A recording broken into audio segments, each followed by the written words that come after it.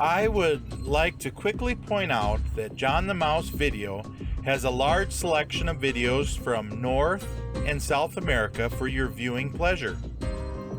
Don't forget to hit the subscribe button. Now let's get into the cheese of the matter.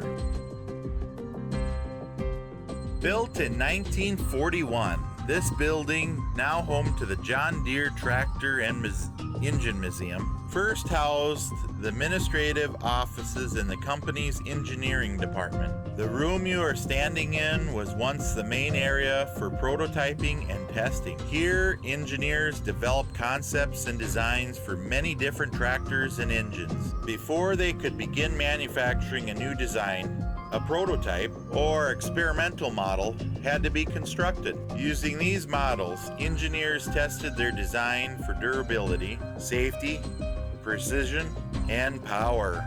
Today, John Deere's design and testing process takes place in their Product Engineering Center on Cedar Heights Drive. At the new facility, engineers continue to develop state-of-the-art designs for tractors and engines.